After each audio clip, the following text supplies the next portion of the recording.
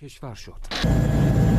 رئیس جمهور صبح امروز برای بازدید از راهگذر ترانزیتی وارد شمال غربی.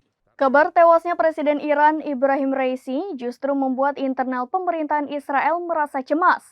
Pasalnya muncul dugaan bahwa posisi pemimpin Iran akan digantikan oleh musuh bebuyutan Zionis yakni Mahmud Ahmadinejad. Ahmadinejad dikenal sebagai Presiden ke-6 Iran yang sangat lantang mengkampanyekan gerakan penghapusan rezim Zionis.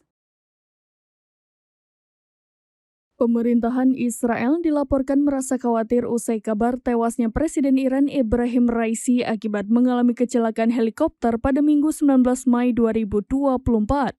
Kekhawatiran Zionis disebabkan adanya kemungkinan Presiden Iran digantikan oleh Mahmud Ahmadinejad yang merupakan musuh bebuyutan Israel. Dikutip dari Ynet News via Tribun News pada Senin 20 Mei 2024, seorang pejabat senior Israel mengaku cemas terhadap sosok yang akan menggantikan Presiden Iran.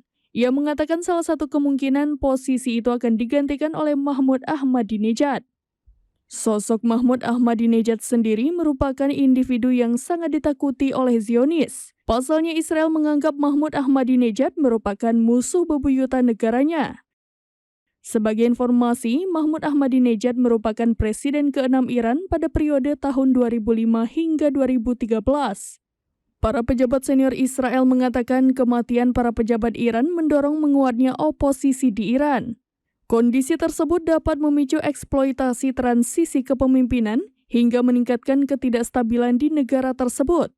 Pejabat senior Israel itu juga mengatakan kematian Raisi tidak berpengaruh terhadap negara Zionis secara langsung. Namun mengenai program nuklir Iran hingga kampanye melawan Israel tetap berjalan, tak peduli siapapun sosok presidennya. Sebab segala keputusan yang diambil Teheran merupakan tanggung jawab dari pemimpin tertinggi Iran Ayatullah Ali Khamenei.